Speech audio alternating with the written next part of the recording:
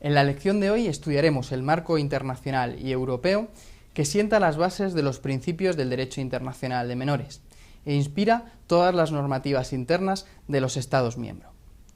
El vértice principal sobre el que giran todas las normativas internas sobre menores infractores es la Convención de los Derechos del Niño de 1989, aunque de carácter generalista dedica algunos artículos especialmente importantes a los menores que se encuentran en conflicto con la ley penal. Propugna un elenco de garantías que caracteriza el adecuado tratamiento penal del menor y establece la obligación a los Estados firmantes de incluir en sus normativas diversas medidas sobre el régimen especial de los menores, así como una edad de responsabilidad penal que no sea demasiado temprana.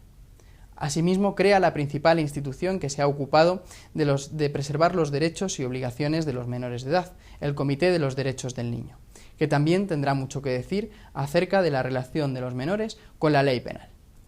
La segunda normativa de especial importancia son las reglas de Beijing, que establecen un marco genérico del sistema de justicia juvenil. Se trata de una normativa de mínimos de cumplimiento, es decir, intenta dar una serie de prerrogativas y recomendaciones a todos los estados para que las incluyan en sus legislaciones internas sobre menores infractores. Recogen una serie de medidas a adoptar por parte de los estados, pero también recoge una definición amplia del concepto de justicia juvenil, en el que caben algunas conductas que no darían lugar a delito en el caso de los adultos. Establece un tratamiento dentro y fuera de los centros de reforma, como un modelo a seguir. La siguiente normativa, ya en 1990, son las directrices de Riad, que recogen por primera vez el concepto restringido de delincuencia juvenil, de tal manera que el principio de legalidad impera en el caso de los menores infractores, que solo podrán ser condenados en caso de haber incumplido alguno de los ilícitos contenidos en el Código Penal y leyes penales de un Estado. Se exhorta a los países firmantes, asimismo, a desarrollar una política de prevención progresista, que tienda a conseguir la rehabilitación del menor para el orden social. Incluye el concepto de joven infractor alejado de la idea de delincuencia y supone una declaración de intenciones de hacer uso de medidas de corrección o castigos especialmente severos, abusando de la privación de libertad y estableciéndose algunas medidas alternativas al internamiento de los menores. Las reglas de Tokio desarrollarán muchísimo más esta última idea, estableciendo una serie de medidas diferentes a la privación de libertad. Se trata de unas reglas que propugnan supuestos de socialización propios de un sistema penitenciario para menores e intenta evitar que los menores sean condenados por el quebrantamiento de las medidas o que se pueda regresar a un grado mucho más restrictivo a través del sistema llamado reformatio impeius.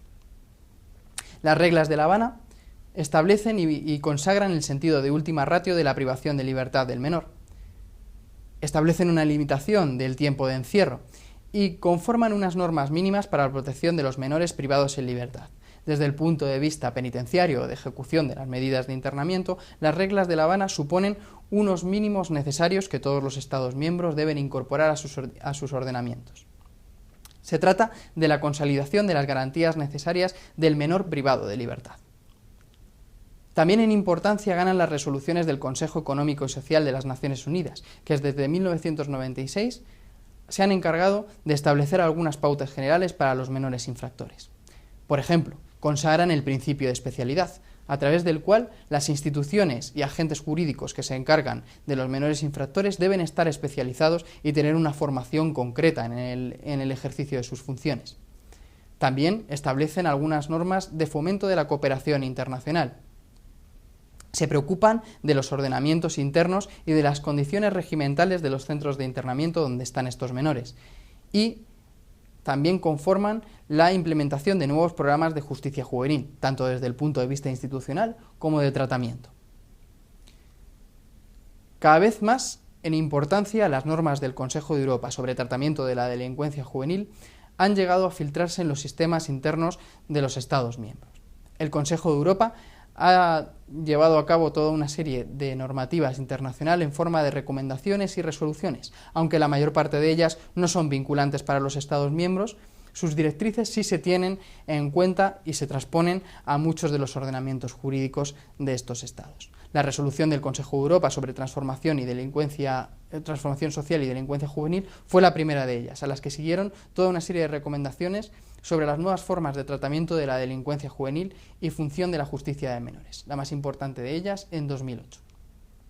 La Unión Europea, con un marco sectorial un poco más restringido, también se ha ocupado, aunque de manera un poco más fragmentaria, de los menores delincuentes.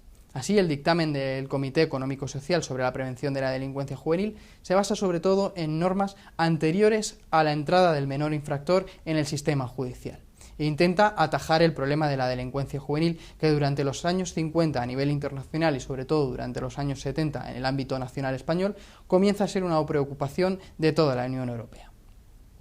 La resolución del Parlamento Europeo sobre la delincuencia juvenil en 2006 y 2007 es la más importante hasta la fecha.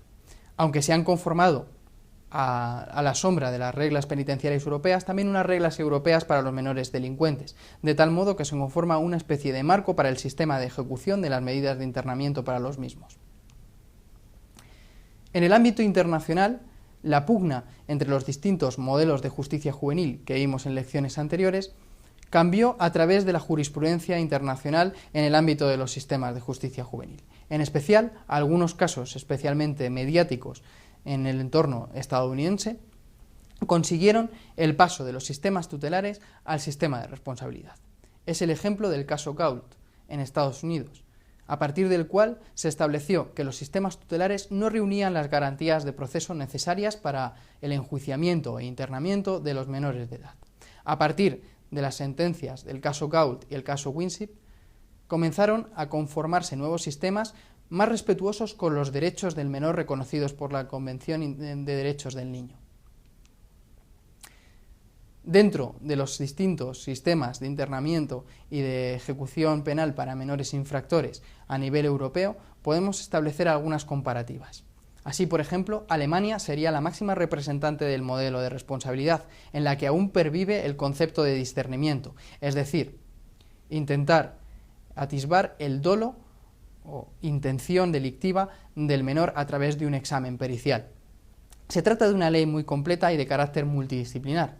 El texto normativo recoge 3 tipos de sanciones: medidas educativas, correctivas y penas juveniles, normalmente las dedicadas a la privación de libertad y las más graves que puede imponer el internamiento de menores.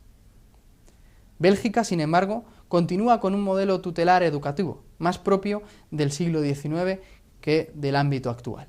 Sin embargo, el juez de menores, que no establece castigos o sanciones a los menores infractores, sí que impone algunas medidas de carácter correccional o educativo. Aunque es un modelo bastante obsoleto, se ha conseguido una mayor ganancia de garantías con el paso del tiempo y las distintas modificaciones. En Escocia continúa, al igual que en algunos países nórdicos, el modelo de bienestar educativo, basado sobre todo en la intervención comunitaria del menor.